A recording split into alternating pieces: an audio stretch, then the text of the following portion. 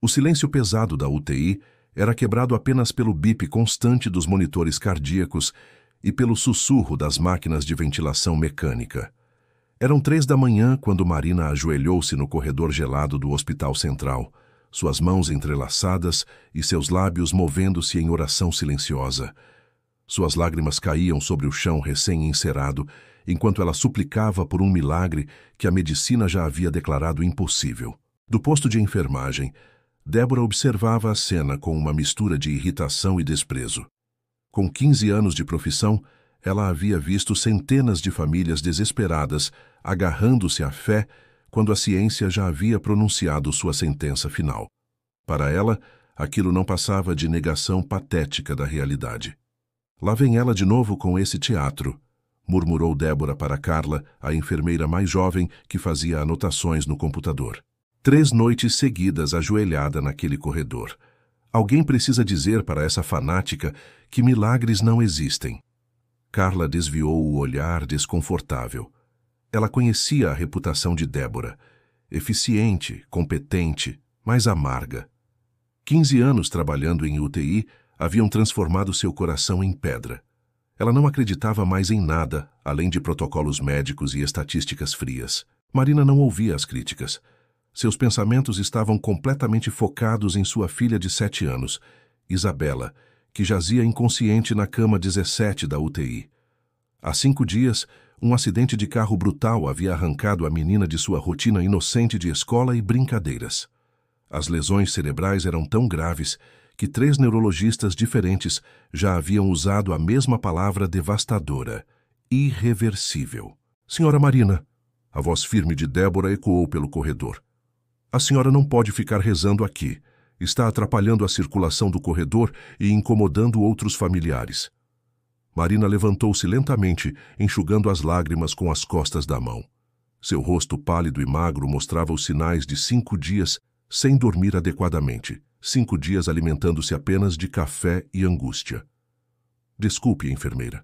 Sua voz saiu fraca, quase inaudível. Eu preciso pedir por minha filha. Não tenho mais nada além disso. Tem sim, retrucou Débora, cruzando os braços sobre o peito. Tem a opção de aceitar a realidade. Os médicos já explicaram o quadro dela. As chances são de 0,01%. Estatisticamente, isso significa impossível. Ficar aí rezando não vai mudar absolutamente nada. As palavras cortaram Marina como navalhas afiadas. Ela cambaleou levemente, apoiando-se na parede fria do corredor. A senhora não tem fé? Perguntou Marina, sua voz tremendo. Nunca viu algo que a medicina não conseguia explicar? Débora soltou uma risada curta e amarga. Fé? Eu tinha fé há muitos anos, até ver centenas de pessoas morrerem enquanto famílias inteiras oravam nos corredores. Sabe o que a fé fez por elas? Nada. Absolutamente nada. Então aprendi a confiar apenas no que é real, no que é mensurável, e os exames da sua filha são claros. O dano cerebral é extenso demais. Marina sentiu suas pernas fraquejarem. Ela deslizou pela parede até sentar-se no chão frio novamente, abraçando os joelhos contra o peito. Mas Deus pode tudo, sussurrou mais para si mesma do que para Débora. Ele pode fazer o impossível acontecer. Eu sei que pode. Deus. Débora praticamente cuspiu a palavra. Se existe um Deus, ele certamente não está prestando atenção neste hospital, porque eu vejo crianças inocentes morrerem todos os dias. Vejo pais destroçados. Vejo tragédias que nenhum ser amoroso permitiria acontecer. Carla finalmente interveio, tocando levemente o braço de Débora. Talvez devêssemos deixá-la em paz. Ela não está realmente atrapalhando ninguém. Está atrapalhando a si mesma, respondeu Débora friamente. Está se iludindo com falsas esperanças quando deveria estar se preparando para o inevitável. Isso só vai tornar a dor maior quando a menina finalmente... Ela não terminou a frase, mas o significado pairou no ar como uma nuvem venenosa. Marina levantou-se abruptamente, sua dor transformando-se momentaneamente em indignação. Minha filha não vai morrer. Sua voz ecoou pelo corredor, fazendo outras pessoas virarem-se para olhar. Eu não vou desistir dela enquanto houver um sopro de vida naquele corpo, e se a única coisa que posso fazer é orar, então vou orar até minha voz falhar e meus joelhos sangrarem. Débora revirou os olhos. Ah, fanática! Murmurou, voltando ao posto de enfermagem. Exatamente o que eu disse. Marina permaneceu ali, tremendo de emoção e exaustão. Então, lentamente, ajoelhou-se novamente. Desta vez, ela não se importou com quem estava olhando ou julgando. Ela fechou os olhos e começou a orar em voz alta, suas palavras ecoando pelo corredor estéril. As horas seguintes arrastaram-se como uma eternidade. Débora fazia suas rondas com eficiência mecânica, verificando sinais vitais, ajustando medicações, anotando dados em planilhas. Cada vez que passava por Marina, ainda ajoelhada no corredor, ela sentia uma pontada de algo que se recusava a reconhecer como culpa. Às 6 da manhã, o Dr. Henrique, neurologista-chefe, chegou para sua ronda matinal. Ele era um homem de 50 e poucos anos, cabelos grisalhos e expressão eternamente cansada, de quem carregava o peso de decisões impossíveis. — Como está a paciente, Isabela? Perguntou ele a Débora, revisando o prontuário. — Estável dentro do quadro grave, respondeu ela automaticamente. Sem alterações significativas. Mantém score de coma de Glasgow 3. Reflexos ausentes. Pupilas não reativas. O médico suspirou pesadamente. A mãe ainda está aqui?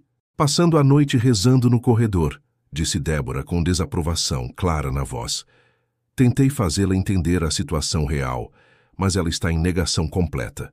Dr. Henrique olhou através da janela de vidro do posto de enfermagem e viu Marina, agora de pé, mas ainda com os olhos fechados e lábios movendo-se em oração.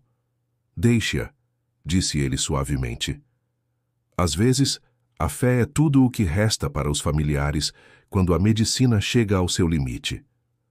O senhor também acredita nisso? Débora não conseguiu esconder sua surpresa. Milagres. O médico ficou em silêncio por um longo momento, seus olhos fixos nos monitores que mostravam os sinais vitais frágeis de Isabela. Eu acredito que há coisas entre o céu e a terra que nossa ciência ainda não compreende completamente, disse ele finalmente. Já vi algumas recuperações que desafiam toda a lógica médica. Não muitas, mas o suficiente para me manter humilde. Estatisticamente improváveis, mas não absolutamente impossíveis. Débora bufou. Débora não sempre havia sido assim. 20 anos atrás, ela também era uma jovem cheia de esperança e fé. Ela frequentava a igreja todos os domingos, participava de grupos de oração e acreditava fervorosamente que Deus operava milagres na vida das pessoas. Mas a vida tinha uma forma cruel de arrancar essas crenças. Pedaço por pedaço, até não sobrar nada além de um vazio amargo. Tinha sido numa noite chuvosa de inverno, muito parecida com esta. Débora estava no 2º ano da faculdade de enfermagem quando recebeu a ligação que mudaria tudo. Seu irmão mais novo, Lucas, de apenas 16 anos, havia se envolvido num acidente de moto, traumatismo craniano grave. As mesmas palavras que agora ecoavam no caso de Isabela. Débora lembrava-se perfeitamente de ter se ajoelhado naquele mesmo corredor da UTI, nas mesmas posições que Marina agora assumia. Ela havia orado com cada fibra do seu ser. Havia jejuado, havia suplicado. Sua mãe, ao seu lado, recitava salmos sem parar. A comunidade inteira da igreja se mobilizou em vigílias de oração. Centenas de pessoas clamando pelo mesmo milagre. Lucas morreu após 12 dias de agonia. Débora estava segurando sua mão quando os monitores emitiram aquele som agudo e contínuo que assombra qualquer profissional de saúde. Ela gritou, chorou, implorou que reanimassem seu irmão. Mas os médicos apenas balançaram a cabeça com pesar. Morte cerebral. Não havia mais nada a fazer. Algo dentro dela morreu naquele dia também. Não foi apenas Lucas que ela enterrou semanas depois. Foi sua fé, sua esperança, sua crença num Deus que se importava. Se Deus existia e permitiu que um garoto inocente, cheio de sonhos e futuro, morresse apesar de centenas de orações fervorosas, então esse Deus ou era impotente ou era cruel. Em ambos os casos, não merecia sua devoção. Nos anos seguintes, Débora canalizou toda a sua dor para se tornar a enfermeira mais competente e eficiente do hospital. Ela estudou obsessivamente. Conhecia cada protocolo, cada medicação, cada procedimento de emergência. Se não podia confiar em milagres, confiaria na ciência. Se Deus não salvaria as pessoas, ela faria isso através do conhecimento médico. Mas mesmo assim, ela via pessoas morrerem. Via crianças, jovens, pais de família. Via a vida escapando por entre os dedos, apesar de todos os esforços da medicina moderna. E cada morte reforçava sua convicção de que o mundo era um lugar cruel, aleatório e indiferente ao sofrimento humano. Oração era apenas um mecanismo psicológico de defesa, uma ilusão reconfortante para pessoas que não tinham coragem de encarar a realidade nua e crua. Observando Marina agora, Débora via a si mesma de 20 anos atrás, e isso a irritava profundamente. Não era apenas cinismo ou amargura, era algo mais profundo. Era a dor de reviver seu próprio trauma, de ver outra pessoa trilhando o mesmo caminho de esperança que terminaria em desespero. Parte dela queria poupar Marina dessa dor. Parte dela queria forçá-la a acordar para a realidade antes que fosse tarde demais. Você acha mesmo que estou sendo cruel demais com ela? Débora perguntou a Carla enquanto preparavam medicações para o próximo turno. Carla escolheu suas palavras cuidadosamente. Ela sabia que por trás da casca dura de Débora havia feridas profundas que nunca cicatrizaram adequadamente. Acho que cada pessoa lida com o sofrimento de forma diferente, respondeu ela diplomaticamente. Para alguns, a fé é o que os mantém de pé. Para outros, é a aceitação racional da situação.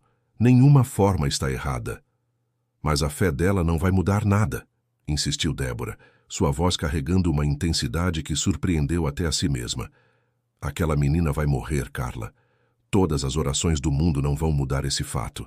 E quando isso acontecer, essa mulher vai entrar em colapso.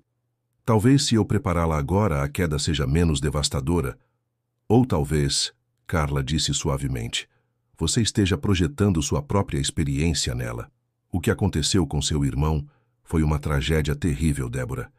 Mas não significa que todos os casos terminem da mesma forma. Débora ficou em silêncio. Ela raramente falava sobre Lucas, mesmo após tanto tempo. Mas Carla era perceptiva e havia notado como Débora sempre ficava particularmente tensa quando o paciente era uma criança ou adolescente com trauma craniano. Os números não mentem, disse Débora finalmente, voltando à sua armadura de objetividade científica. Score de Glasgow 3, pupilas fixas e dilatadas, ausência de reflexos do tronco cerebral. Esses são os marcadores de morte cerebral iminente. Não importa quanto ela reze. Mas mesmo enquanto dizia essas palavras, algo pequeno e quase imperceptível começou a se mexer dentro dela. Era como uma semente enterrada há muito tempo sob camadas de terra endurecida. Não era fé. Débora recusava-se a chamar assim. Talvez fosse apenas uma fagulha de curiosidade, ou talvez um fragmento esquecido de esperança que ela pensava ter exterminado completamente. Às 9 da manhã, a mãe de Marina chegou para substituí-la. Era uma senhora de cabelos brancos, rosto marcado pelo tempo e pelos sofrimentos da vida, mas com olhos surpreendentemente gentis e serenos. Filha, você precisa ir para casa, tomar um banho e descansar, disse ela, abraçando Marina. Eu fico aqui com a Isabela. Mãe, eu não consigo deixá-la. Marina soluçou nos braços da mãe. E se algo acontecer enquanto eu não estiver aqui? Então eu estarei aqui, a senhora disse com firmeza. E Deus estará aqui. Vá, tome um banho, coma algo. Você não vai ajudar a Isabela se ficar doente também. Relutantemente, Marina concordou. Antes de sair, ela entrou mais uma vez no quarto da UTI. Débora estava lá, verificando os sinais vitais e ajustando a dose de sedação. Ela observou Marina aproximar-se da cama, pegar a mãozinha inerte de Isabela e beijá-la suavemente. Mamãe volta logo, meu amor, Marina sussurrou. Continue lutando. Você é forte. Você é uma guerreira. E Deus está cuidando de você. Débora virou-se para sair, mas algo fez com que ela olhasse para trás. Por um brevíssimo instante, Ela jurou ter visto os dedos de Isabela se mexerem. Mas quando olhou novamente, a mão estava completamente imóvel. Deve ter sido sua imaginação, pensou, ou um espasmo muscular involuntário, comum em pacientes sedados. Mas a imagem ficou gravada em sua mente pelo resto do dia. A noite caiu sobre o hospital como um manto pesado. Marina havia voltado após algumas horas de descanso, mas seu rosto ainda mostrava a exaustão de quem carrega um fardo impossível de largar. Sua mãe havia permanecido ao lado de Isabela durante todo o dia, recitando salmos em voz baixa e segurando a mão da neta com ternura infinita. Débora começou seu plantão noturno com a mesma eficiência de sempre. Ela fazia questão de trabalhar nos turnos da noite, quando o hospital ficava mais silencioso e havia menos familiares circulando pelos corredores, menos emoções para lidar, menos lágrimas para testemunhar, menos esperanças para destruir com a verdade nua da medicina. Eram 10 da noite, quando ela entrou no quarto de Isabela para fazer a checagem de rotina. Marina estava sentada numa cadeira ao lado da cama, segurando um pequeno ursinho de pelúcia rosa, claramente o brinquedo favorito da menina. Ela cantarolava baixinho uma canção de ninar, sua voz embargada quebrando ocasionalmente em soluços contidos. Preciso verificar os sinais vitais, Débora anunciou friamente, aproximando-se da cama. Marina levantou-se imediatamente, afastando-se para dar espaço. Seus olhos estavam vermelhos e inchados de tanto chorar, mas havia algo diferente neles agora. Uma determinação silenciosa que não estava ali antes. Débora verificou meticulosamente cada monitor, cada tubo, cada indicador. Pressão arterial estável, frequência cardíaca dentro dos parâmetros, oxigenação adequada graças ao ventilador. Mas os sinais neurológicos continuavam devastadoramente ausentes. Nenhuma resposta pupilar à luz, nenhum reflexo corneano, nenhuma resposta à dor provocada. Como ela está? Marina perguntou, embora soubesse que provavelmente não quereria ouvir a resposta. Igual, Débora respondeu sem olhar para ela. Sem mudanças, mas sem piora também, certo? Marina agarrou-se a esse fiapo de esperança como um náufrago a um pedaço de madeira flutuante. Se ela está estável, significa que está lutando. Significa que ainda há chance. Débora finalmente olhou para Marina e por um momento quase sentiu pena. Quase. Estável num estado vegetativo não é uma vitória, disse ela, sua voz cortante como bisturi. É apenas protelar o inevitável. Os aparelhos estão mantendo o corpo dela funcionando, mas o cérebro, o dano é irreversível. A senhora continua dizendo isso. Marina respondeu e havia uma força nova em sua voz que fez Débora erguer uma sobrancelha. Mas eu não acredito. Já pesquisei na internet. Vi casos de pessoas que acordaram de comas profundos após semanas, meses. Médicos que disseram que era impossível e a pessoa acordou.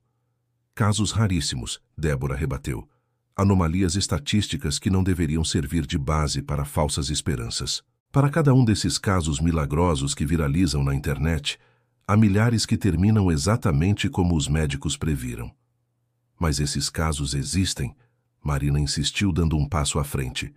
E se Isabela for um deles?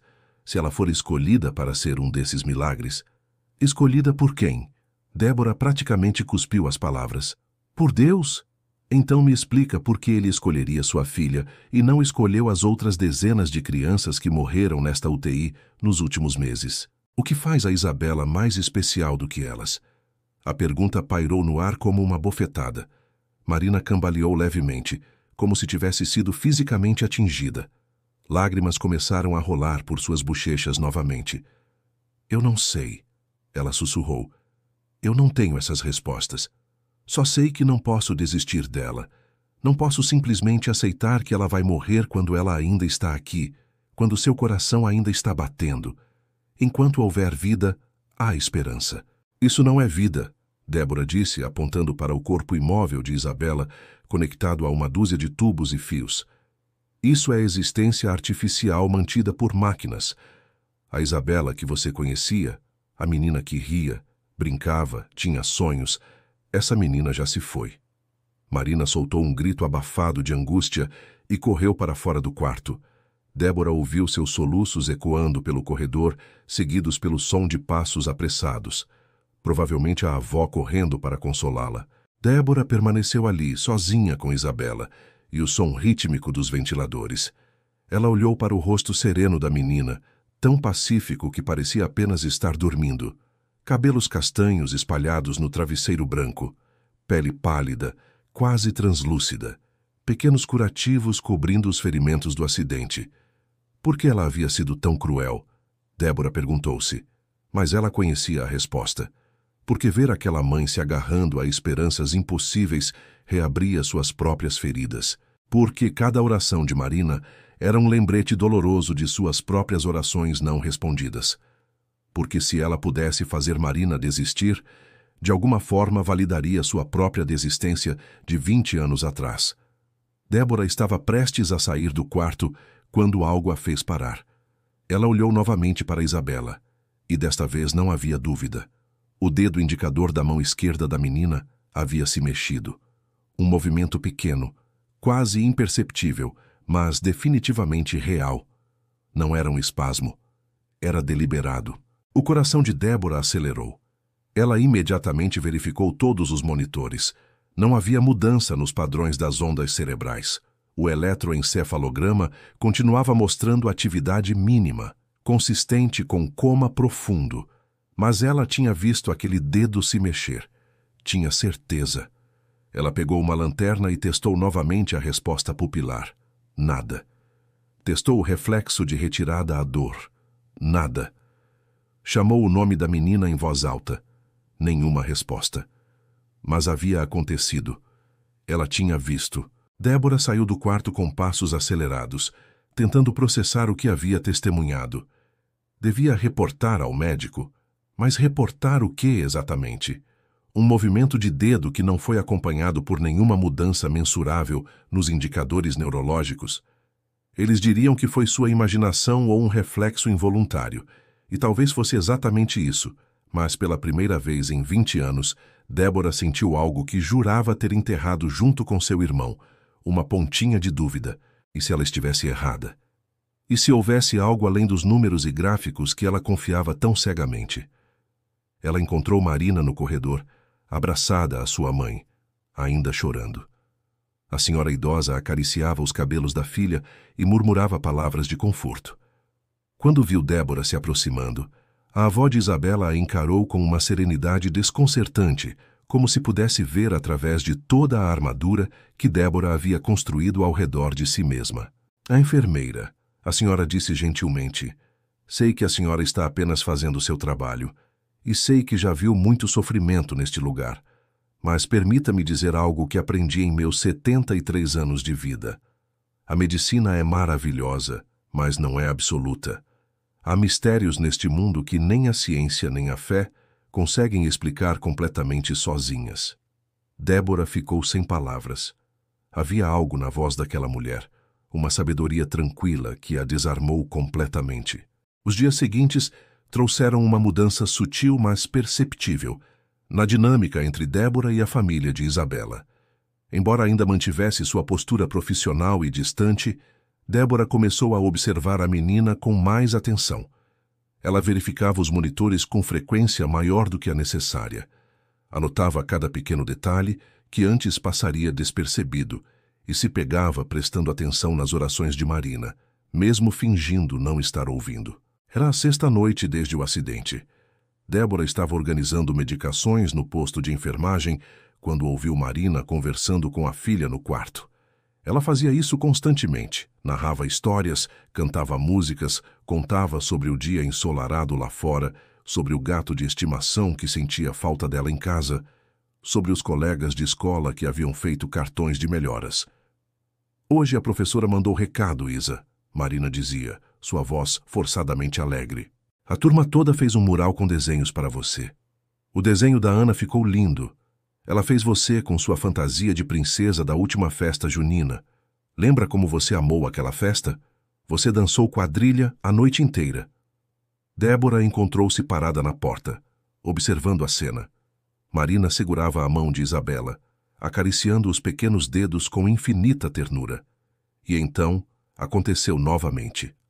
Os dedos de Isabela se curvaram levemente, como se estivessem tentando apertar a mão da mãe.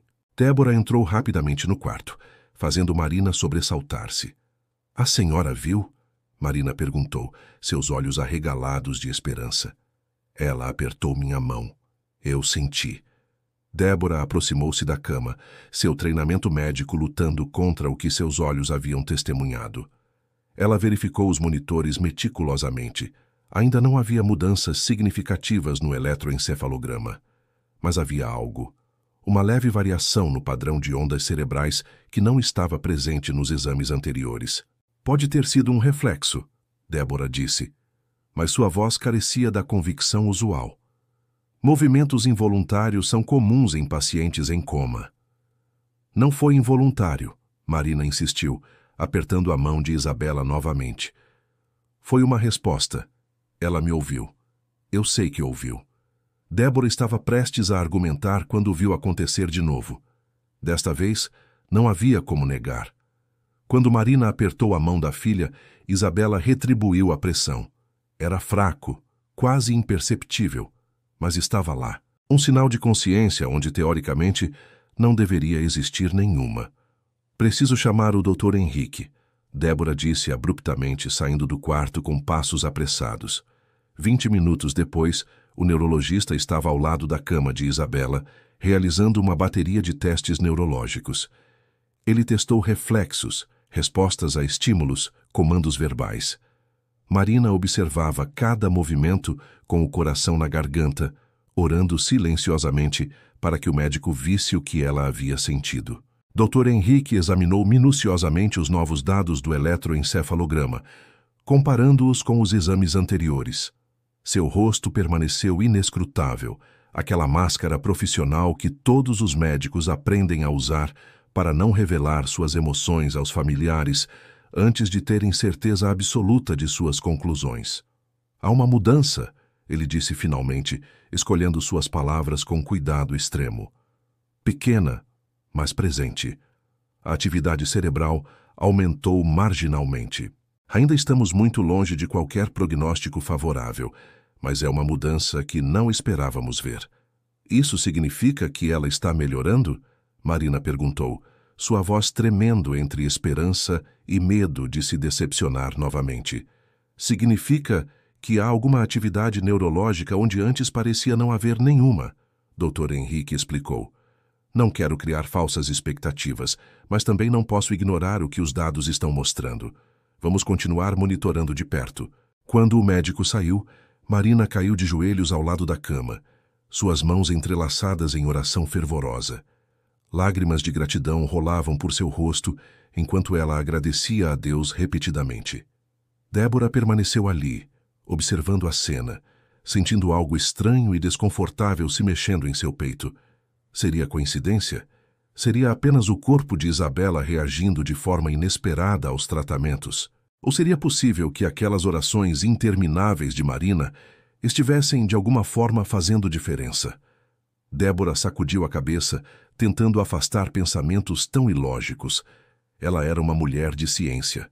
Não podia começar a atribuir mudanças clínicas a intervenções sobrenaturais. Havia uma explicação racional para tudo, sempre havia.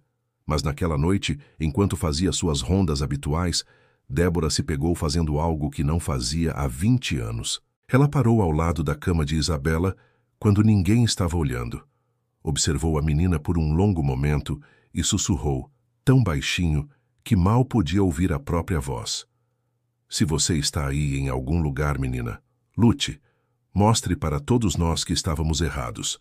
Foi o mais próximo de uma oração que Débora havia chegado em 2 décadas.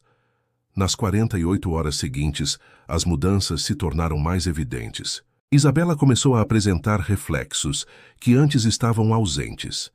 Suas pupilas começaram a reagir à luz, embora fracamente. O eletroencefalograma mostrava padrões cada vez mais complexos de atividade cerebral.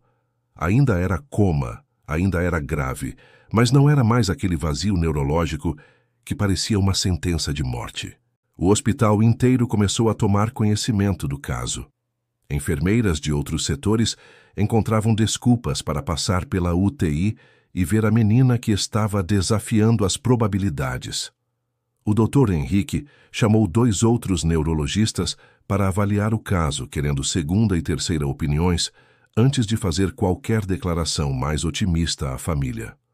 Marina estava radiante, mas exausta. Ela havia passado 8 dias praticamente sem sair do hospital, sustentada apenas por café, sanduíches que mal tocava e uma fé inabalável que agora parecia estar sendo recompensada. Sua mãe praticamente tinha que forçá-la a ir para casa tomar banho e dormir algumas horas. Débora observava tudo com uma mistura de emoções conflitantes. Parte dela ainda resistia, ainda procurava explicações puramente científicas para o que estava testemunhando. Mas outra parte, aquela parte enterrada há tanto tempo que ela pensava estar morta, começava a despertar. E com esse despertar vinha toda a dor que ela havia tentado suprimir por 20 anos. Se Isabela podia se recuperar contra todas as probabilidades, por que Lucas não pôde? Se Deus estava ouvindo as orações de Marina agora, por que não ouviu as orações de Débora 2 décadas atrás? A injustiça disso tudo a consumia. Era mais fácil acreditar que milagres simplesmente não existiam do que aceitar que alguns eram concedidos e outros negados sem razão aparente. Era a 9ª noite desde o acidente quando tudo mudou definitivamente para Débora. Ela estava sozinha no posto de enfermagem, o hospital mergulhado naquele silêncio peculiar das madrugadas, quando ouviu um som vindo do quarto de Isabela. Não era o alarme de nenhum monitor. Era algo diferente. Um gemido fraco, quase inaudível. Débora levantou-se num impulso e correu para o quarto. Marina estava dormitando na cadeira ao lado da cama, exausta após mais um dia de vigília. Mas Isabela estava diferente. Seus olhos, que haviam permanecido fechados por mais de uma semana, agora piscavam lentamente, tentando se abrir. Seus lábios se moviam ao redor do tubo de ventilação, como se estivesse tentando dizer algo. Marina! Débora chamou, esquecendo-se completamente de sua postura fria. Acorde! Ela está acordando! Marina saltou da cadeira como se tivesse levado um choque elétrico. Seus olhos arregalados fixaram-se no rosto da filha e ela soltou um grito abafado de emoção pura. Isa, meu amor. Mamãe está aqui. Ela segurou a mão da filha e desta vez a resposta foi inconfundível. Isabela apertou a mão da mãe com força surpreendente para alguém que esteve em coma profundo por tantos dias. Débora acionou o protocolo de emergência. Em minutos, o quarto estava cheio de médicos e enfermeiros. Dr. Henrique chegou ainda de pijamas, tendo sido acordado por Débora em casa. Ele examinou Isabela com uma mistura de incredulidade profissional e admiração genuína. Vamos precisar fazer uma extubação controlada, ele anunciou. Ela está respirando espontaneamente e apresentando reflexo de tosse. Isso é extraordinário. Absolutamente extraordinário. O procedimento de retirada do tubo foi realizado com extrema cautela. Toda a equipe estava tensa, preparada para reintubá-la imediatamente se algo desse errado. Mas quando o tubo foi removido, Isabela tossiu, engasgou levemente e então abriu os olhos completamente pela primeira vez em 9 dias. Mãe?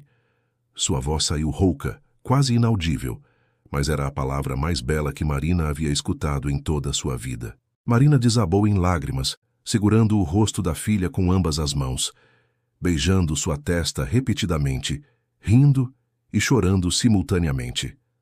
A avó, que havia sido chamada às pressas, entrou no quarto naquele momento e também caiu em lágrimas de alegria e gratidão. Débora ficou parada no canto do quarto, observando a cena como se estivesse assistindo a algo impossível acontecer diante de seus olhos. E era exatamente isso que estava acontecendo. Segundo todos os protocolos médicos, segundo todas as estatísticas, segundo toda a sua experiência de 15 anos em UTI, aquela menina não deveria estar acordando. Ela deveria estar morta, ou, na melhor das hipóteses, em estado vegetativo permanente. Mas ali estava ela, acordada, consciente, reconhecendo a mãe, respondendo a perguntas simples, confusa, fraca, com um longo caminho de recuperação pela frente, mas viva, indiscutivelmente, milagrosamente viva. Dr. Henrique aproximou-se de Débora, seu rosto mostrando a mesma perplexidade que ela sentia. Em 30 anos de medicina, nunca vi nada parecido, ele disse em voz baixa. O dano cerebral que os exames mostravam não é compatível com esta recuperação. Simplesmente não é possível. Mas está acontecendo. Débora sussurrou, sua voz falhando pela primeira vez em anos. Sim, o médico concordou. Está acontecendo. E não tenho explicação científica para isso. Débora saiu do quarto rapidamente, antes que alguém pudesse ver as lágrimas que começavam a se formar em seus olhos. Ela foi até o banheiro feminino, trancou-se numa cabine e, pela primeira vez em 20 anos, desmoronou completamente. Soluços profundos sacudiam seu corpo, enquanto toda a dor, toda a raiva, toda a amargura que ela havia reprimido por 2 décadas, finalmente encontrava uma saída. Ela chorou por Lucas. Chorou pela adolescente cheia de fé que ela havia sido.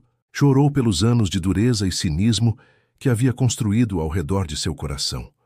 Chorou por todas as vezes que havia sido cruel com familiares desesperados, usando sua própria dor como desculpa para ferir os outros. Chorou porque testemunhar o milagre de Isabela tornava a perda de Lucas ainda mais dolorosa, ainda mais injusta. Quando finalmente conseguiu se recompor o suficiente para sair do banheiro, já eram 4 da manhã. O hospital estava começando a despertar para mais um dia. Débora lavou o rosto com água fria, ajeitou o uniforme e respirou fundo várias vezes antes de voltar para a UTI. Marina estava no corredor, conversando com sua mãe. Quando viu Débora, ela se aproximou rapidamente. Débora preparou-se para ouvir um "eu avisei", "você estava errada", algo que validasse a vitória da fé sobre seu ceticismo. Mas as palavras que vieram foram completamente diferentes. "Obrigada", Marina disse, sua voz cheia de emoção genuína. "Obrigada por cuidar tão bem da minha filha. Sei que a senhora não acreditava que ela iria acordar, mas a senhora cuidou dela com competência e dedicação mesmo assim. Isso significa muito para mim." Débora ficou sem palavras. Ela não merecia gratidão. Ela havia sido cruel, havia tentado destruir a esperança desta mulher, havia zombado de sua fé. E ainda assim, Marina estava ali, agradecendo. Débora começou, mas as palavras não saíam. Então, pela primeira vez, ela fez algo que jurou nunca fazer novamente. Ela foi honesta sobre seus sentimentos. "Eu peço desculpas. Fui dura demais com a senhora. Disse coisas que não deveria ter dito. Projetei minha própria experiência e minha própria dor na situação da senhora, e estava errada." Marina pegou a mão de Débora e a apertou suavemente. "A senhora perdeu alguém, não perdeu?" Ela perguntou gentilmente. "Alguém que amava muito e que orou para que fosse salvo, mas não foi." Débora assentiu, incapaz de confiar em sua voz. "Lamento muito", Marina disse. "Não sei por que algumas orações parecem ser respondidas e outras não. Não sei por que minha filha está acordando enquanto outras crianças não acordam. Não tenho essas respostas. Mas o que eu sei é que sua dor é válida. Sua raiva é válida. E não há nada de errado em ter lutado contra a esperança depois de ter sido ferida tão profundamente." Aquelas palavras, ditas com tanta compaixão e compreensão, foram a gota d'água. Débora desabou novamente em lágrimas e, desta vez, permitiu que Marina a abraçasse. 2 mulheres, 2 experiências completamente diferentes, mas unidas por um momento de humanidade pura e vulnerável. Os dias seguintes foram um turbilhão de atividades médicas, testes neurológicos, sessões de fisioterapia e consultas com especialistas. Isabela estava acordada, mas sua jornada de recuperação estava apenas começando. Ela havia perdido força muscular durante os dias em coma, tinha dificuldade para engolir. Sua fala era limitada e confusa. Mas a cada dia que passava, pequenas melhorias se acumulavam como gotas d'água formando um rio. Débora acompanhava tudo, com uma atenção que ia muito além de suas responsabilidades profissionais. Ela se oferecia para ficar além de seu turno, ajudava com os exercícios de fisioterapia, conversava com Isabela sobre coisas simples como desenhos animados e brinquedos favoritos. A menina, com aquela intuição inocente que as crianças possuem, parecia sentir que havia algo especial em sua relação com aquela enfermeira séria de olhos tristes. "Você é minha anjo?" Isabela perguntou um dia, sua voz ainda fraca, mas cheia de curiosidade infantil. "Mamãe disse que anjos cuidaram de mim enquanto eu estava dormindo." Débora sentiu um nó na garganta. Ela havia passado 20 anos construindo uma imagem de si mesma como alguém prático, racional, livre de sentimentalismos. E agora uma menina de 7 anos estava destruindo todas essas defesas com uma simples pergunta inocente. "Não, querida," Débora respondeu suavemente, ajeitando o travesseiro de Isabela. "Eu sou apenas uma enfermeira. Mas talvez os anjos estivessem trabalhando através de todos nós que cuidamos de você." Era a coisa mais próxima de reconhecer a possibilidade de intervenção divina que Débora havia chegado em 2 décadas. E, surpreendentemente, não doeu tanto quanto ela imaginava que doeria. Marina observava as interações entre Débora e sua filha com um sorriso compreensivo. Ela entendia que algo havia mudado profundamente na enfermeira, que há apenas 2 semanas parecia tão endurecida e amarga. Não era uma transformação completa. Débora ainda era profissional, ainda tinha momentos de dureza, ainda confiava firmemente na ciência médica. Mas havia uma rachadura em sua armadura, e através dessa rachadura, um pouco de luz estava finalmente entrando. Uma tarde, enquanto Isabela dormia após uma sessão particularmente cansativa de fisioterapia, Marina e Débora encontraram-se tomando café na pequena copa da UTI. Era a primeira vez que conversavam sem a urgência de uma emergência médica ou a tensão de um confronto. "Como ela morreu?" Marina perguntou gentilmente. "A pessoa que você perdeu." Débora ficou em silêncio por um longo momento, mexendo o café que já estava frio. Ela nunca havia falado sobre Lucas com ninguém no hospital. Mas algo naquela mulher que havia passado por um inferno de incerteza e emergido do outro lado com sua fé intacta, fazia com que Débora sentisse que podia ser honesta. "Era meu irmão mais novo," ela começou, sua voz baixa. "Lucas. Ele tinha 16 anos, estava no auge da vida, cheio de planos. Acidente de moto. Traumatismo craniano quase idêntico ao da Isabela. Eu orei exatamente como você orou. Minha família inteira orou. A igreja inteira orou. Durante 12 dias eu implorei a Deus por um milagre. E ele morreu mesmo assim." Marina estendeu a mão e tocou suavemente o braço de Débora. "E você decidiu que Deus não existia, ou que não se importava." "Eu decidi que não podia confiar em nada além do que podia ver, medir e provar," Débora respondeu. "A ciência nunca me decepcionaria, porque nunca prometeria mais do que podia entregar. Se um paciente tem 0,01% de chance, a ciência me diz isso. Não cria falsas esperanças." "Mas a Isabela era 0,01%, Marina disse suavemente. "E ela está aqui. Então o que isso significa?" Débora levantou os olhos para encontrar o olhar gentil de Marina. "Significa que eu estava errada," ela admitiu, e as palavras eram simultaneamente dolorosas e libertadoras. "Não sobre a ciência. A ciência ainda é real e importante. Mas eu estava errada ao pensar que a ciência era a única verdade. Havia algo mais acontecendo com a Isabela, algo que não posso explicar ou medir. E talvez estivesse acontecendo com o Lucas também, só que de uma forma diferente que eu não consegui ver porque estava cega de dor e raiva." "O que você quer dizer?" Marina perguntou, inclinando-se para a frente. Débora respirou fundo, organizando pensamentos que havia suprimido por tanto tempo. "Talvez milagres não sejam sempre sobre cura física," ela disse lentamente, trabalhando através da ideia enquanto falava. "Talvez às vezes o milagre seja a força que os familiares encontram para continuar, ou a forma como uma tragédia une uma comunidade, ou até mesmo," ela hesitou, "a forma como a morte de alguém inspira outra pessoa a dedicar sua vida a cuidar dos outros." "Você se tornou enfermeira por causa do seu irmão," Marina percebeu. Sim. Eu queria salvar outras pessoas, já que não pude salvá-lo. Passei 20 anos sendo amarga com relação a isso, sentindo que tinha falhado. Mas talvez o verdadeiro milagre fosse o fato de que mesmo na minha raiva e minha dor, Eu ainda escolhi uma profissão de cuidado. Mesmo sem acreditar em Deus, ainda dediquei minha vida a algo maior do que eu mesma. Marina sorriu, seus olhos brilhando com lágrimas contidas. Sabe o que eu acho? Acho que você nunca parou de ter fé. Você apenas redirecionou ela. Em vez de ter fé em Deus, você colocou sua fé na medicina, no cuidado, na capacidade humana de fazer diferença através da ciência e da compaixão. E isso também é sagrado. Débora sentiu algo se soltando dentro de seu peito, como se uma corrente que ela nem sabia que estava carregando tivesse finalmente se rompido. Você sabe que ainda não acredito da mesma forma que você, certo? Débora disse, mas havia um sorriso pequeno e genuíno em seus lábios. Não vou começar a ir à igreja ou me ajoelhar para orar nos corredores. Não precisa, Marina respondeu calorosamente. Cada pessoa encontra o divino de sua própria maneira.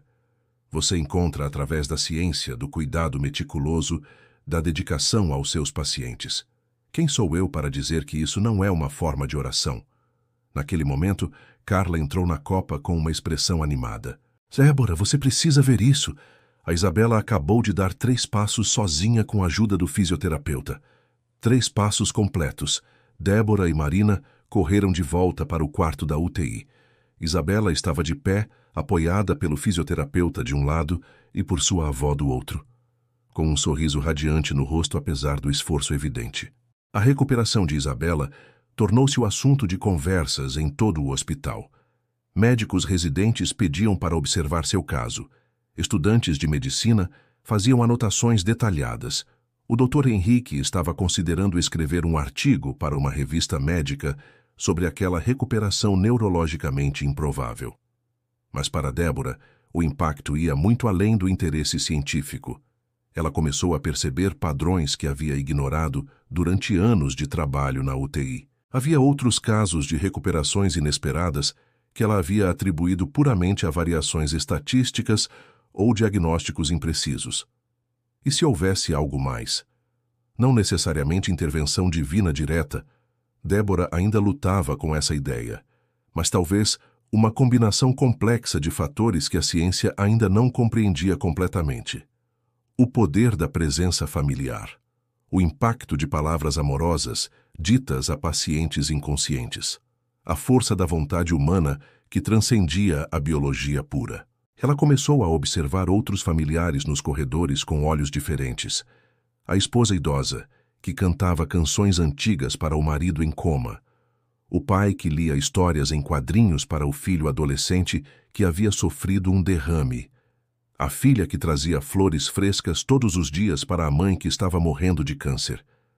Débora sempre havia visto essas ações como gestos vazios, tentativas desesperadas de negar o inevitável. Agora ela começava a questionar se talvez houvesse valor real neles, mesmo quando não resultavam em curas milagrosas. Uma semana após Isabela acordar, Débora teve um turno particularmente difícil. Um menino de 10 anos havia dado entrada na UTI após um acidente de bicicleta. Traumatismo craniano severo. Os pais estavam destroçados, alternando entre esperança frenética e desespero absoluto. Débora reconheceu a dinâmica imediatamente. Era exatamente como havia sido com Lucas, exatamente como havia sido com Isabela. A mãe do menino estava ajoelhada no corredor, orando exatamente como Marina havia feito. Débora aproximou-se lentamente e, pela primeira vez em 20 anos, sentiu compaixão em vez de irritação. Ela ajoelhou-se ao lado da mulher, sua presença silenciosa, uma forma de solidariedade. Eu não sei se isso vai ajudar, Débora disse suavemente. Não posso prometer que vai, mas vou cuidar do seu filho com tudo que tenho. Vou tratá-lo como se fosse meu próprio irmão. E se existe algo além da medicina que pode fazer diferença, então que esse algo encontre seu caminho até ele. A mulher olhou para Débora com olhos vermelhos de tanto chorar e assentiu, apertando a mão da enfermeira com gratidão desesperada.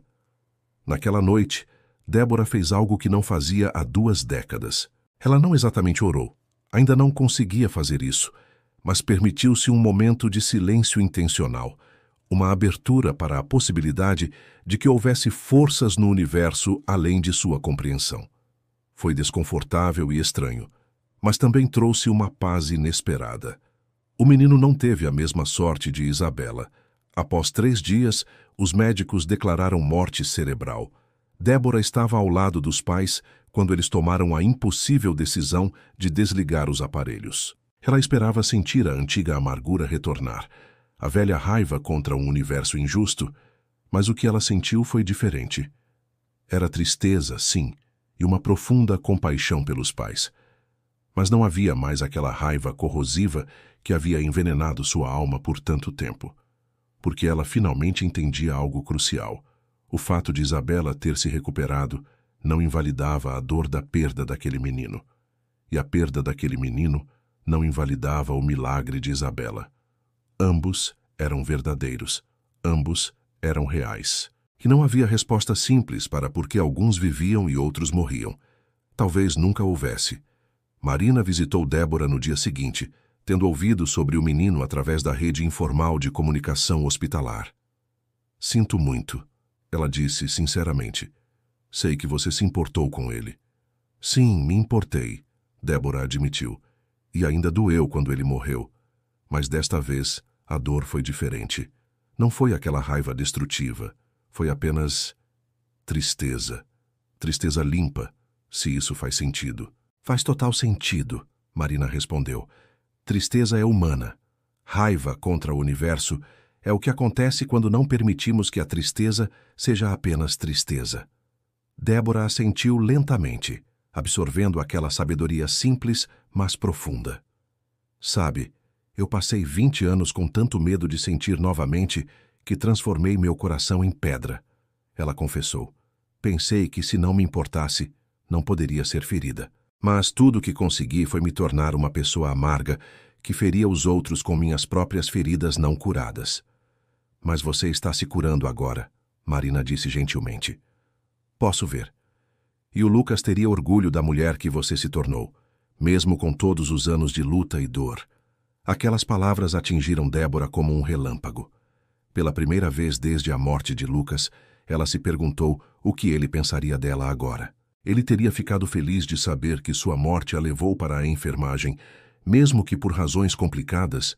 Teria entendido sua raiva, teria perdoado sua amargura. Ela imaginou o rosto de Lucas eternamente congelado aos 16 anos em suas memórias. Imaginou seu sorriso travesso, sua risada fácil, seu otimismo irritante. E pela primeira vez, permitiu-se acreditar que, onde quer que ele estivesse, ele não a culpava por nada. Talvez até estivesse orgulhoso dela, apesar de tudo. Enquanto isso, Isabela continuava sua recuperação notável. 2 semanas após acordar, ela conseguia andar sozinha distâncias curtas. Sua fala havia melhorado dramaticamente. Ela ainda tinha sessões diárias de fisioterapia e terapia ocupacional. Mas o progresso era inegável. Os médicos começaram a falar em alta hospitalar nas próximas semanas, algo que teria sido impensável apenas 1 mês atrás. Débora passou a fazer questão de estar presente durante as sessões de terapia de Isabela. A menina havia desenvolvido um carinho especial pela enfermeira séria, que, ela descobriu, tinha um senso de humor seco escondido sob toda aquela competência profissional. Débora encontrava-se sorrindo mais, rindo até de coisas bobas que Isabela dizia ou fazia. Você mudou, Carla comentou um dia, observando Débora interagir pacientemente com Isabela durante um exercício de coordenação motora. Está mais leve, mais presente. Talvez, Débora admitiu. Ou talvez eu esteja apenas finalmente me tornando a pessoa que sempre deveria ter sido, se não tivesse deixado a dor me definir por tanto tempo. Acho que dor não define ninguém, Carla disse pensativamente. O que define é o que fazemos com a dor. E você está finalmente fazendo algo construtivo com a sua. Débora refletiu sobre aquelas palavras enquanto ajudava Isabela a completar um quebra-cabeça simples. A menina estava concentrada, sua língua aparecendo levemente entre os lábios em concentração infantil, exatamente como Lucas costumava fazer quando estava focado em algo. 3 semanas após o acidente, Chegou o dia que todos esperavam, mas que Marina secretamente temia. O dia da alta hospitalar de Isabela. Era um marco alegre, uma celebração de recuperação, mas também significava deixar a segurança do ambiente hospitalar, onde médicos e enfermeiros estavam sempre presentes. Marina teria que aprender a confiar que sua filha continuaria melhorando em casa, sem monitores constantes e intervenções médicas imediatas. Débora chegou para seu turno naquela manhã, sabendo que seria a última vez que cuidaria de Isabela como sua paciente. Ela havia desenvolvido um apego pela menina que não esperava, um carinho que transcendia sua relação profissional habitual com pacientes. Isabela havia sido, de muitas formas, seu próprio milagre pessoal, não porque havia se recuperado contra todas as probabilidades, mas porque havia aberto o coração de Débora de uma maneira que ela pensava ser impossível. "Enfermeira Débora!" Isabela gritou quando a viu entrar no quarto, seus olhos iluminando-se com alegria genuína. "Olha o que eu consigo fazer." A menina caminhou através do quarto com apenas uma leve instabilidade, seus passos muito mais firmes do que haviam sido apenas uma semana atrás. Ela ainda tinha um longo caminho de recuperação completa, mas o progresso era notável. Quando chegou até Débora, ela a abraçou com força surpreendente para alguém que esteve à beira da morte há apenas 3 semanas. Débora sentiu lágrimas picar em seus olhos, algo que estava acontecendo com frequência crescente ultimamente, para seu próprio espanto. Ela abraçou Isabela de volta, permitindo-se esse momento de conexão humana que teria rejeitado veementemente apenas um mês atrás. "Estou muito orgulhosa de você, pequena guerreira", Débora disse, sua voz embargada. "Você lutou com tanta coragem." "Você também cuidou de mim com coragem", Isabela respondeu com aquela sabedoria desconcertante que algumas crianças possuem. "Mamãe me contou que você não acreditava que eu ia acordar, mas cuidou de mim do mesmo jeito. Isso também é ser corajosa." Débora olhou para Marina, que observava a cena com um sorriso compreensivo.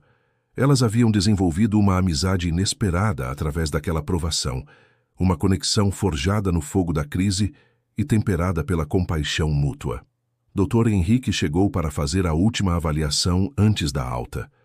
Ele conduziu uma série de testes neurológicos, verificou reflexos, testou coordenação motora e cognitiva. Quando terminou, ele balançou a cabeça com admiração evidente. "Isabela, você é oficialmente um caso para os livros de medicina", ele disse com um sorriso. "Sua recuperação desafia tudo o que aprendemos sobre traumatismo craniano severo. Ainda teremos muitas consultas de acompanhamento, e você precisará continuar com fisioterapia e terapia ocupacional por vários meses. Mas neurologicamente, você está muito melhor do que qualquer um de nós poderia ter previsto." Marina abraçou a filha, lágrimas de alegria rolando livremente por seu rosto. Sua mãe, que havia sido uma presença constante durante toda a aprovação, também chorava abertamente. Era um momento de vitória, de gratidão, de alívio profundo após semanas de tensão insuportável. Mas havia algo que Marina precisava fazer antes de deixar o hospital. Ela pediu licença e foi até o pequeno memorial no jardim do hospital, um espaço tranquilo onde placas homenageavam pacientes e profissionais de saúde falecidos. Débora a seguiu, curiosa, mas respeitando o silêncio de Marina. "Quero agradecer a todos que não sobreviveram", Marina disse suavemente, tocando algumas das placas, "porque o milagre da Isabela não os diminui. Cada vida aqui tinha valor. Cada perda aqui foi real e dolorosa. Minha alegria não cancela a dor de outras famílias." Débora sentiu um nó na garganta. Era exatamente o reconhecimento que ela precisava ouvir. Marina não estava celebrando como se seu caso fosse superior ou mais merecido. Ela estava honrando a complexidade da vida, do sofrimento e da alegria que coexistem no mundo. "Você gostaria de me falar sobre o Lucas?" Marina perguntou gentilmente. Ele deveria ser lembrado também. E assim, ali naquele jardim tranquilo, Débora finalmente falou sobre seu irmão. Contou sobre seu sorriso contagiante, seu amor por música, seus sonhos de ser engenheiro. Contou sobre a noite do acidente, sobre os dias de vigília, sobre o momento devastador quando ele morreu. E pela primeira vez, permitiu-se lembrar não apenas da dor de sua morte, mas da alegria de sua vida. Ele gostaria de você, Débora disse, sorrindo através das lágrimas. Ele sempre foi atraído por pessoas com fé forte. Costumava me irritar com isso quando éramos adolescentes. Ele acreditava em tudo: Deus, anjos, destino, karma. Eu era ascética, sempre questionando, sempre exigindo provas, e quando ele morreu, usei isso como evidência de que eu estava certa e ele estava errado. Mas agora? Marina perguntou. Agora acho que ambos estávamos parcialmente certos, Débora admitiu. Eu estava certa de que a ciência é importante, que fatos importam, que não podemos simplesmente ignorar a realidade em favor de pensamentos reconfortantes. Mas ele estava certo de que há mais no mundo do que apenas o que podemos medir e provar. Há mistério, há conexão, há algo, eu ainda não sei exatamente o que chamar, que transcende nossa compreensão limitada. Marina pegou a mão de Débora e apertou suavemente. Acho que isso é sabedoria, ela disse. Não é sobre escolher entre fé e ciência, é sobre reconhecer que ambas são lentes através das quais vemos a verdade. E a verdade completa só pode ser vista quando usamos todas as lentes disponíveis. Elas voltaram para o quarto de Isabela, onde a menina estava animadamente embalando seus pertences com a ajuda da avó. Ursinhos de pelúcia, cartões de melhoras feitos por colegas de classe, livros de colorir que mal foram tocados durante a internação. Todos os pequenos artefatos de uma vida que quase terminou, mas que agora continuaria. Carla e outras enfermeiras se reuniram para se despedir de Isabela. Era tradição no hospital celebrar altas de pacientes que haviam lutado batalhas particularmente difíceis. Havia um pequeno bolo, balões e muitos abraços. Isabela estava radiante apesar do cansaço visível. 3 semanas de recuperação intensiva haviam cobrado seu preço, mas o espírito da menina permanecia imbatível. Posso voltar para visitar vocês? Isabela perguntou, olhando ao redor para as enfermeiras que haviam se tornado parte importante de sua jornada. Claro que sim, Débora respondeu, ajoelhando-se para ficar na altura dos olhos da menina. Mas espero que você não precise voltar como paciente por muitos, muitos anos. Quero que você viva uma vida longa, feliz e cheia de aventuras. E talvez quando for mais velha, você possa considerar se tornar médica ou enfermeira. Poderíamos usar pessoas que entendem o que é lutar pela vida. Isabela assentiu solenemente, como se estivesse fazendo uma promessa séria. Quando a cadeira de rodas de Isabela finalmente cruzou as portas automáticas do hospital, protocolo padrão mesmo para pacientes que conseguiam andar, Débora ficou observando da janela da UTI. Ela viu Marina ajudar a filha a entrar no carro, viu a avó acomodando cuidadosamente os pertences no porta-malas, viu o pequeno comboio partir em direção a uma vida que todos haviam temido que nunca aconteceria. E pela primeira vez em 20 anos, Débora sentiu algo que havia esquecido como nomear. Esperança genuína, não corrompida por cinismo ou amargura. Mas a transformação de Débora não terminou com a saída de Isabela. Na verdade, aquilo foi apenas o começo.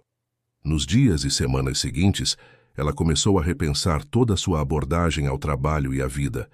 Ela ainda era competente, ainda era meticulosa, ainda confiava na ciência médica. Mas agora havia algo mais. Uma suavidade que não estava ali antes. Uma disposição para ver além dos números e protocolos.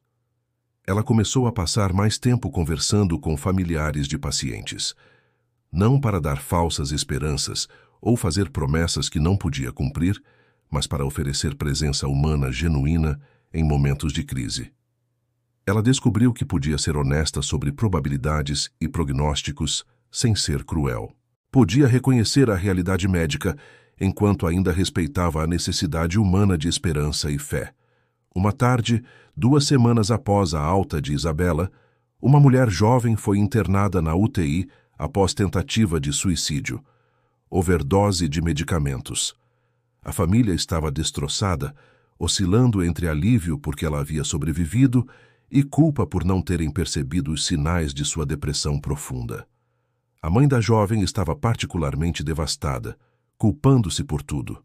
Débora reconheceu aquele tipo de dor, Não era física, mas emocional e espiritual.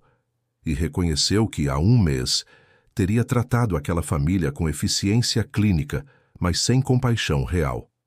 Agora, ela se sentou ao lado da mãe no corredor, permitindo que a mulher chorasse em seu ombro, oferecendo não soluções ou platitudes vazias, mas simplesmente presença. Ela vai sobreviver fisicamente, Débora disse honestamente. Conseguimos estabilizá-la a tempo, mas a recuperação real vai precisar ser emocional e psicológica, e isso vai levar tempo, terapia, apoio constante. Vai ser uma jornada longa. Mas já vi pessoas voltarem de lugares muito escuros. Vi milagres acontecerem, embora nem sempre da forma que esperamos. A mãe olhou para Débora com olhos cheios de lágrimas e gratidão. Obrigada por não me julgar, ela sussurrou. Todos estão olhando para mim como se eu fosse uma mãe terrível, como se eu devesse ter evitado isso. Depressão é uma doença, não uma falha de caráter, Débora respondeu com firmeza. E você não falhou como mãe. Você está aqui, você se importa, você vai lutar por ela. Isso é o que importa agora. Carla observava tudo de longe, maravilhada com a transformação que havia testemunhado em sua colega. A Débora de 2 meses atrás teria despachado aquela família com fatos clínicos frios e nenhuma compaixão. Esta nova Débora, ou talvez a Débora real que sempre esteve escondida sob camadas de dor e mecanismos de defesa, era uma profissional ainda mais competente, justamente porque havia recuperado sua humanidade. Marina mantinha contato regular com Débora, através de mensagens de texto e chamadas ocasionais. Ela enviava fotos do progresso de Isabela, a menina começando a correr novamente, voltando para a escola, rindo com amigos. Cada foto era uma celebração de vida que quase foi perdida. Um lembrete do milagre que ambas haviam testemunhado juntas. 1 mês após a alta, Marina e Isabela voltaram ao hospital para uma consulta de acompanhamento. Débora fez questão de estar lá, mesmo não sendo seu turno. Quando Isabela a viu, correu para abraçá-la. Um abraço forte, saudável, cheio de vida e alegria, que fez o coração de Débora se apertar de emoção. Como você está, pequena guerreira? Débora perguntou, ajoelhando-se para ficar na altura dos olhos da menina. Estou ótima, Isabela respondeu animadamente. Voltei para a escola e todo mundo quer saber sobre quando eu estava dormindo no hospital.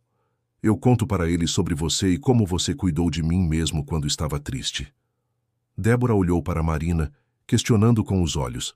Marina sorriu suavemente. Ela é muito perceptiva, Marina explicou. Perguntou por que você sempre parecia triste mesmo quando estava sendo gentil. Expliquei de forma apropriada para a criança que você havia perdido alguém que amava muito tempo atrás e que cuidar dela ajudou você a começar a se curar. E funcionou? Isabela perguntou com aquela franqueza desarmante das crianças. Você está menos triste agora? Débora pensou cuidadosamente antes de responder. Ela queria ser honesta, mas também apropriada. Sim, ela disse finalmente. Ainda fico triste às vezes quando penso na pessoa que perdi. Mas não é mais aquela tristeza que dói o tempo todo. É mais como saudade. E saudade significa que amei alguém o suficiente para sentir falta deles. Isso não é uma coisa ruim. Isabela assentiu com seriedade, processando aquela sabedoria com a gravidade que apenas crianças conseguem trazer para assuntos profundos. Minha avó diz que pessoas que amamos nunca realmente vão embora, porque vivem em nossos corações, ela disse. Acho que a pessoa que você perdeu vive no seu coração, e aposto que ela está feliz que você está menos triste. Débora sentiu lágrimas queimando seus olhos mais uma vez. Como aquela menina de 7 anos conseguia articular verdades que adultos passavam décadas tentando entender? Acho que sim, Débora sussurrou. Acho que ele está feliz. A consulta de Isabela com o Dr. Henrique foi excepcional. Os exames neurológicos mostravam recuperação que continuava a desafiar expectativas médicas. Haveria alguma sequela permanente. Sua coordenação motora fina nunca seria perfeita, e ela precisaria de acompanhamento por anos, mas estava tão próxima da recuperação completa quanto qualquer um poderia esperar de um traumatismo tão severo. Você sabe que vai entrar para a literatura médica, não sabe? Dr. Henrique disse a Isabela com um sorriso. Médicos do mundo inteiro vão estudar seu caso. Isso significa que sou famosa? Isabela perguntou com os olhos arregalados. Significa que você é especial, ele respondeu. E que sua recuperação vai dar esperança a muitas outras famílias que estão passando por situações similares. Quando a consulta terminou, Marina pediu para falar com Débora em particular. Elas foram até aquele mesmo jardim memorial, onde haviam conversado sobre Lucas semanas atrás. Marina alcançou dentro de sua bolsa e retirou um pequeno pacote embrulhado em papel simples. Ela o estendeu para Débora com um sorriso gentil, mas emocionado. Isabela e eu fizemos algo para você, ela disse. Queríamos que soubesse o quanto sua presença significou para nós, mesmo nos momentos mais difíceis. Débora abriu o pacote com mãos ligeiramente trêmulas. Dentro havia um quadro emoldurado. Era um desenho feito à mão por Isabela. Traços infantis, mas cheios de amor e significado. Mostrava 3 figuras: uma mulher ajoelhada em oração, uma criança deitada em uma cama e uma enfermeira de pé ao lado. Acima delas, desenhada com lápis de cor amarelo brilhante, uma estrela irradiava luz sobre todas as 3. No canto inferior, em caligrafia caprichosa de adulto que claramente Marina havia ajudado, lia-se: para a enfermeira Débora, que cuidou de mim quando eu estava dormindo. Obrigada por me ajudar a acordar. Com amor, Isabela. Débora segurou o quadro contra o peito, incapaz de conter as lágrimas que rolavam livremente agora. Eram lágrimas de alegria, de gratidão, de cura. Eram lágrimas de 2 décadas de dor, finalmente encontrando alguma forma de resolução. Não era que a perda de Lucas não importava mais. Sempre importaria. Mas agora ela podia carregar aquela perda de uma forma diferente, não como um peso que a esmagava, mas como parte de sua história que a tornava mais compassiva, mais humana, mais inteira. Não era eu quem merecia salvar, Débora disse através das lágrimas, mas Isabela me salvou mesmo assim. Ela me mostrou que eu havia enterrado a melhor parte de mim mesma junto com meu irmão, e me deu coragem para desenterrá-la. Marina abraçou Débora, e as 2 mulheres ficaram ali por um longo momento, unidas por uma experiência que havia transformado ambas de formas profundas e inesperadas. Sabe o que acho mais bonito nisso tudo? Marina disse, quando finalmente se separaram. É que você provavelmente salvou centenas de vidas ao longo desses 20 anos como enfermeira. Mesmo na sua dor, mesmo na sua amargura, você continuou cuidando de pessoas. Isso é heroísmo verdadeiro. Não desistir mesmo quando seu coração está partido. Não deixar sua dor impedir que você faça o bem no mundo. Mas eu poderia ter feito mais, Débora protestou suavemente. Poderia ter sido mais gentil, mais compassiva. Quantas famílias feri com minhas palavras duras quando elas já estavam sofrendo o suficiente? E agora você será diferente, Marina respondeu com sabedoria. Não podemos mudar o passado, Débora, mas podemos escolher quem seremos daqui para frente. E você escolheu ser uma versão mais completa de si mesma. Isso é tudo que qualquer um de nós pode fazer. Elas voltaram para dentro do hospital, onde Isabela estava contando animadamente para Carla sobre seu progresso na escola. A menina iluminou quando viu as 2 mulheres retornando, correndo para pegar a mão de sua mãe. Podemos voltar de novo? Isabela perguntou. Quero ver a enfermeira Débora mais vezes. Claro que podemos, Marina prometeu, olhando para Débora com um sorriso. Acho que fizemos uma amiga para a vida toda. Nas semanas e meses que se seguiram, Débora continuou sua jornada de transformação. Ela começou a frequentar um grupo de apoio para profissionais de saúde que haviam perdido entes queridos. Pela primeira vez, falou abertamente sobre Lucas, sobre sua morte, sobre como aquilo havia moldado e distorcido sua relação com o trabalho. Descobriu que não estava sozinha. Havia muitos outros que carregavam perdas similares, cada um lidando à sua maneira. Ela também começou a escrever. Nada formal ou destinado à publicação, apenas um diário onde processava seus pensamentos e sentimentos. Escreveu cartas para Lucas que nunca seriam enviadas, dizendo todas as coisas que desejava ter dito quando ele estava vivo. Pediu desculpas por ter deixado sua morte amargurar seu coração. Agradeceu por tê-la inspirado a se tornar enfermeira, mesmo que por razões complicadas. Prometeu honrar sua memória sendo mais gentil, mais aberta, mais humana. O caso de Isabela realmente se tornou objeto de estudo médico. Dr. Henrique publicou um artigo em uma revista neurológica respeitada, documentando a recuperação extraordinária. Ele foi cuidadoso em sua linguagem científica, mas não evitou mencionar o papel da presença familiar constante, das orações e palavras de encorajamento e de outros fatores não quantificáveis que podem ter contribuído para o resultado. O artigo gerou discussões fascinantes na comunidade médica sobre os limites da medicina, baseada em evidências e a importância de uma abordagem holística ao tratamento. 6 meses após o acidente, o hospital organizou um pequeno evento celebrando milagres médicos e recuperações extraordinárias. Isabela foi convidada de honra, junto com vários outros pacientes que haviam desafiado prognósticos sombrios. A menina, agora visivelmente mais forte e saudável, falou brevemente sobre sua experiência, com uma maturidade surpreendente para seus 7 anos.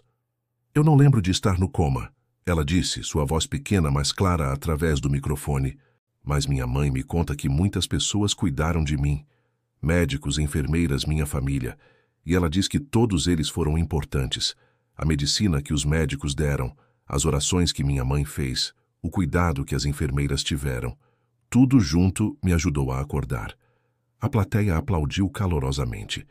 Débora estava sentada ao lado de Marina, e as duas mulheres trocaram olhares significativos. Aquela criança havia articulado perfeitamente o que ambas haviam aprendido.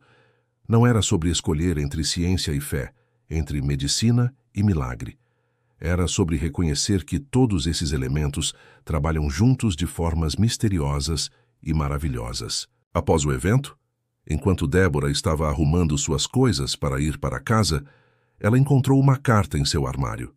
Era de Marina, escrita à mão em papel bonito. "Querida Débora", começava a carta, "sei que você ainda luta com questões sobre por que Isabela se recuperou enquanto seu irmão Lucas não o fez. Não tenho respostas para você. Não sei por que algumas orações parecem ser respondidas e outras não. Não sei por que alguns vivem e outros morrem. Mas o que eu sei é isto: o legado de Lucas vive através de você. Cada paciente que você cuida com competência e compaixão, cada família que você conforta em momentos de crise, cada vida que você toca com sua presença, isso é Lucas vivendo através de você. Seu irmão não morreu em vão. Ele transformou você em uma curadora, mesmo que você tenha levado 20 anos para aceitar completamente esse chamado. E agora, ao permitir que seu coração se cure, você se tornou uma curadora ainda mais poderosa. Obrigada por ser parte de nosso milagre. Obrigada por permitir que fôssemos parte do seu.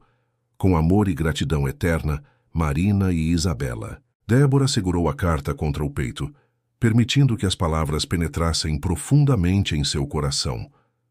Ela olhou ao redor da UTI onde havia passado tantos anos, viu os monitores piscando, ouviu os sons familiares dos ventiladores e alarmes, observou seus colegas movendo-se com propósito e competência através do espaço. Tudo parecia igual, mas também completamente diferente, porque ela era diferente. Naquela noite, ao chegar em casa, Débora fez algo que não fazia há 20 anos.